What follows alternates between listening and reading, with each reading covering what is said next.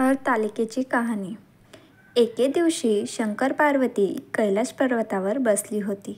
पार्वतीने शंकरास विचारले, महाराज, सर्व व्रतात चांगले असे व्रत कोणते? श्रम थोडे, फळ पुष्कळ असे एखादं व्रत असले तर मला सांगा, आणि मी कोणत्या पुण्याने आपल्या पदरी पडेल हेही मला सांगा.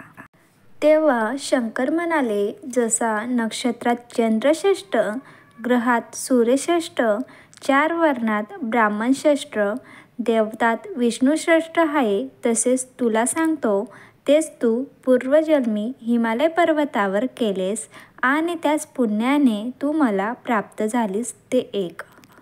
हे व्रत भाद्रपद महिन्यातल्या पहिल्या तृतीयेला करावे. ते पूर्वी तू कसे केलेस ते मी तुला आता सांगतो. तू लहानपणी मी तुला प्राप्त व्हावा म्हणून मोठे तप केलेस. 64 वर्ष तर झाडाची पिकलेली पाने खाऊन होतीस. थंडी, पाऊस, ऊन ही तिन्ही तू सहन केलीस. ते तुझे श्रम पाहून तुझ्या बापाला फार दुःख झाले व अशी कन्या कोणाला द्यावी अशी त्याला चिंता पडली.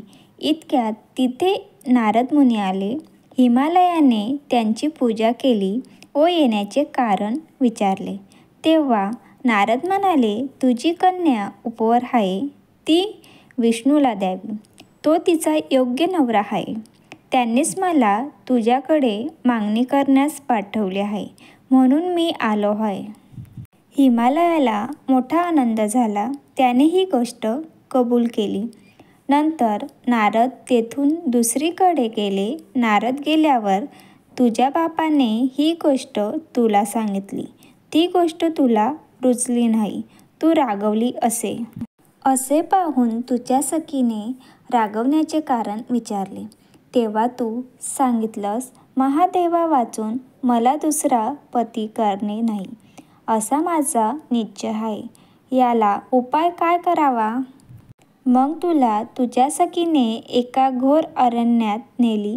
तिथे गेल्यावर एक नंदी दृष्टीस पडली. जवळच एक गुहा आढळली. त्या गुहेत जाऊन तू उपवास केलास. तिथे माझे लिंग पार्वतीसह स्थापलेस. त्याची पूजा केलीस. तो दिवस भाद्रपद शुद्ध तृतीयेला होता. रात्री जागरण केलेस. त्या पुण्याने तेथील माझे आसन हलले. नंतर मी तिथे आलो, तुला दर्शन दिले आणि वर मागण्यास सांगितले. तू म्हणालीस, आपण माझे पती व्हावे याशिवाय दुसरी इच्छा नाही. नंतर ती गोष्ट मी मान्य केली. गुप्त झालो. पुढे दुसऱ्या दिवशी ती व्रतपूजा तू विसर्जन केलीस. मैत्रिणीसह त्याचे पारणे केलेस.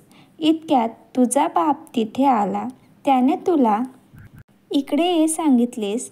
पुढे त्याने तुला मलाच देण्याचे वचन दिले. तुला घेऊन घरी गेला. मग काही दिवसांनी चांगला मुहूर्त पाहून मला अर्पण केली. अशी या व्रताने तुझी इच्छा पूर्ण झाली. या हरतालिका व्रत असं म्हणतात. याचा विधी असा आहे, ज्या ठिकाणी हे व्रत करायचे असेल या ठिकाणी तोरण बांधावे, केळीचे खांब लावून ते स्थळ सुशोभित करावे. पुढे रांगोळी काढून पार्वतीसह महादेवाचे लिंग स्थापन करावे. षोडशोपचाराने त्याची पूजा करावी. मनोभावे त्याची प्रार्थना करावी व नंतर ही कहाणी करावी व रात्री जागरण करावे. ह्या व्रताने मानव प्राणी पापांपासून मुक्त होतो. 7 जन्माचे पातक नाहीसे होते. राज्य मिळते. स्त्रियांचे सौभाग्य वाढते. ह्या दिवशी बायकांनी जर काही खाल्ले तर त्या सप्तजन्म वंध्या, दरिद्री व विधवा होतात. दारिद्र्य येते आणि अंती पुत्रशोक होतो. कहाणी केल्यावर सुवासिनीस यथाशक्ती वाणे द्यावी. दुसरी दिवशी उत्तर पूजा करावी आणि व्रताचे विसर्जन करावे.